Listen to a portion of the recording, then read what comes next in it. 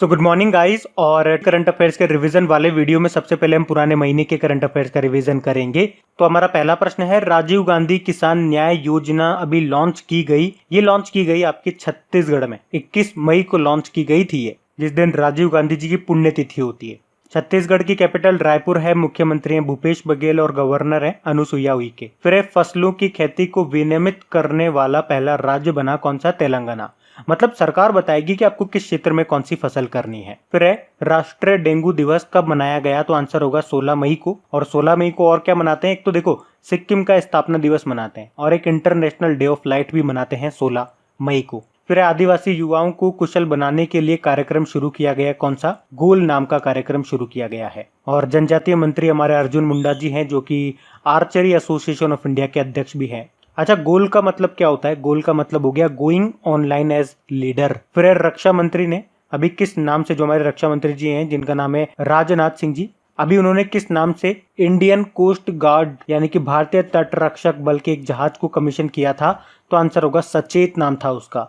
और उस जहाज के साथ में 2 इंटरसेप्टर बोट जिनके नाम थे C-450 और C-451 को भी कमीशन किया था। फिर किस राज्य की पुलिस ने कोरोना योद्धाओं के लिए thermal corona combat head care launch किया? तो आंसर होगा दिल्ली की पुलिस ने। फिर किस आईआईटी ने MIR-AHD कोविड-19 डैशबोर्ड विकसित किया था? तो आंसर होगा IIT गांधीनगर ने। फिर 2021 में 11वीं हॉकी इंडिया सीनियर पुरुष राष्ट्रीय चैंपियनशिप का आयोजन किया जाएगा महाराष्ट्र में और महिलाओं का किया जाएगा उत्तर प्रदेश में। फिर पाकिस्तान क्रिकेट बोर्ड ने किस क्रिकेटर को नया वनडे कप्तान नियुक्त किया था? तो आंसर होगा बाबर आजम को। ये T20 में भी कैप्टन ही है। और अभी आपको याद होगा पाकिस्तान क्रिकेट टीम की एक महिला खिलाड़ी है सना मीर, उन्होंने अंतर्राष्ट्रीय क्रिकेट से संन्यास की घोषणा कर दी है। फिर पद्म विभूषण प्राप्तकर्ता और प्रोफेसर अजीजुज्जमन का निधन हो गया। ये किस देश से थे? बांग्लादेश से थे। ये बढ़ते आगे।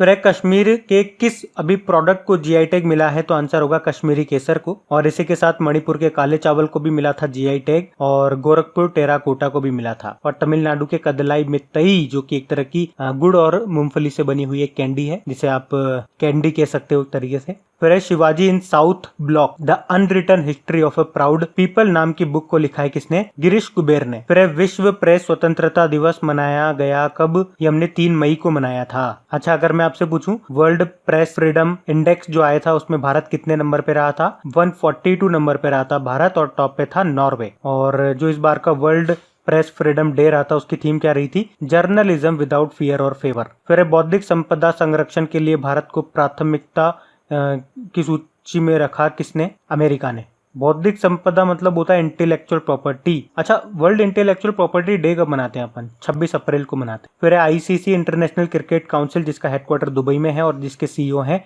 मनु सानी। तो इसने भी T20 रैंकिंग जारी की थी। तो आपको बताना है किस देश की टीम पहली बार टॉप पे रही T20 रैंकिंग में? ऑस्ट्रेलिया की। बाकी वैसे इस बार टेस्ट रैंकिंग में भी ऑस्ट्रेलिया टॉप पे रही और ODI रैंकिंग में इंग्लैंड की टीम टॉप पे रही थी। फिर कावेरी जल प्रबंधन प्राधिकरण यानी कि कावेरी वाटर मैनेजमेंट अथॉरिटी का गठन कितने राज्यों के बीच पानी के बंटवारे के विवाद का समाधान करने के लिए किया गया था? ये किया गया था 4 के बीच में, जिसमें 3 राज्य और एक यूनियन टेरिटरी था, तमिलनाडु, कर्नाटक, केरल और पुडुचेरी के बीच में। लेकिन मुख्य रूप से ये 2 के बीच में ही है, तमिलनाडु और कर्नाटक के बीच में ही है विवाद। और कावेरी नदी ये कहाँ से निकलती है? ये कर्नाटक में जो ब्रह्मगिरी के पर्वत है वहां से निकलती है। और जल शक्ति मंत्री कौन है? हमारे गजेंद्र सिंह शेखावत है, जोधपुर इनका निर्वाचन क्षेत्र है। फिर NTPC के परिचालन निदेशक के पद पर नियुक्त किया गया इसको रमेश बाबू को। NTPC इसके अभी HR डायरेक्टर बने थे दिलीप कुमार पटेल। अच्छा, पटेल से एक नाम याद रखना, सुरेश N पटेल। अभी ये सतर्कता आयुक्त बने थे यानी कि विजिलेंस कमिश्नर। और चीफ विजिलेंस कमिश्नर कौन बने थे? वो संजय कोठारी बने थे। तो ऐसे चीजों को लिंक कर करके याद रख लो। देखो हमने कैसे पढ़ा अभी, दिलीप कुमार पटेल NTPC के HR डायरेक्टर। फिर मैंने पटेल को पकड़ा, पटेल से मुझे याद आता है सुरेश N पटेल, वो कौन है? सतर्कता आयुक्त।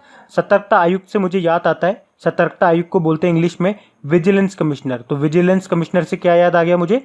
चीफ विजिलेंस कमिश्नर, वो है संजय कोठारी। तो इस तरह से तीनों का हमने फटाक से रिवीजन कर लिया। इसी तरह से आपको करना है। फिर 2021 कॉमनवेल्थ यूथ गेम्स को कब तक के लिए स्थगित कर दिया गया?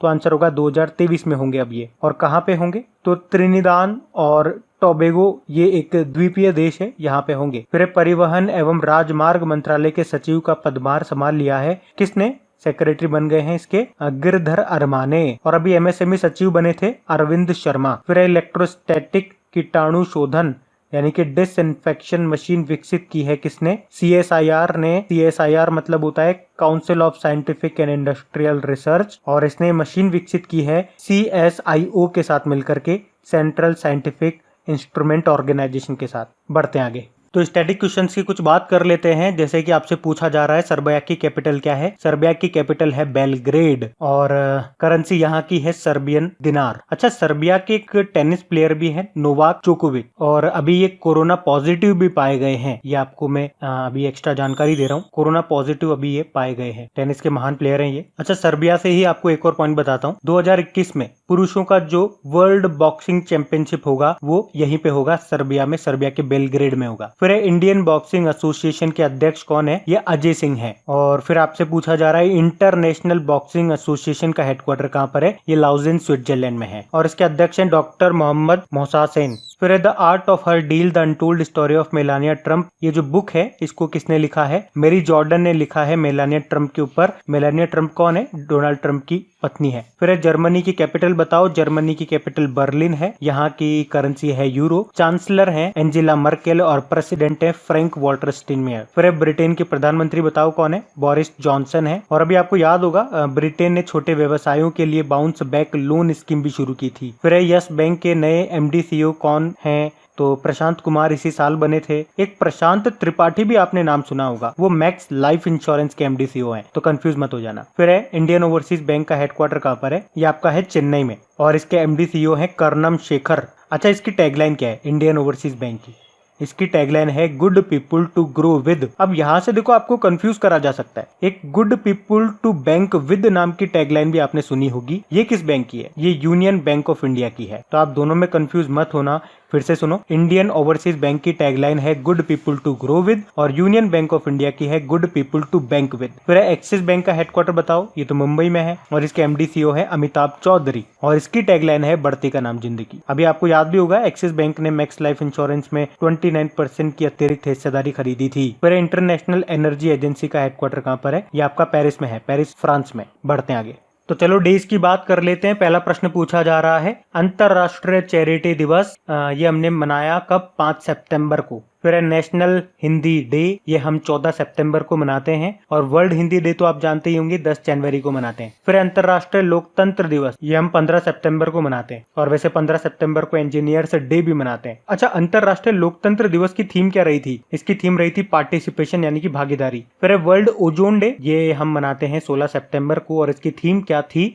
32 ईयर्स एंड हीलिंग। फिर है international youth day, international youth day हमने 12 अगस्त को मनाया है। और वैसे एक नेशनल यूथ डे भी होता है जो हम स्वामी विवेकानंद जी के जन्मदिन को मनाते हैं 12 जनवरी को। फिर अंतरराष्ट्रीय सहकारिता दिवस यानी कि इंटरनेशनल डे ऑफ कोऑपरेटिव्स, ये हमने 6 जुलाई को मनाया। और अब तो देखो जून खत्म होने वाला है और जुलाई आने वाला है, तो हम फिर से इसको मनाएंगे, और इस बार इसकी कुछ नई थीम आएगी, तो मैं आपको पुरानी थीम अब नहीं बता रहा हूँ। फिर है वर्ल्ड हेपेटाइटिस डे, ये हमने 28 जुलाई को मनाया। और वैसे इसकी थीम देख लो, ये काफी टाइम है, अभी बनाने में 1 महीना भर है। इसकी थीम थी last time invest in eliminating hepatitis. फिर अंतरराष्ट्रीय बालिका दिवस, ये हम 11 अक्टूबर को मनाते हैं। और इसकी थीम क्या थी? Girl force unscripted and unstopped. और अगर मैं आपसे पूछूं राष्ट्रीय बालिका दिवस, नेशनल गर्ल चाइल्ड डे, तो वो 24 जनवरी को मनाते हैं। फिर है विश्व प्रवासी पक्षी दिवस, वर्ल्ड माइग्रेटरी बर्ड डे। देखो ये साल में 2 बार मनाते हैं, एक तो मई और अक्टूबर के दूसरे शनिवार को। तो इस बार एक तो हमने मनाया 9 मई को, और एक 10 अक्टूबर को मनाएंगे।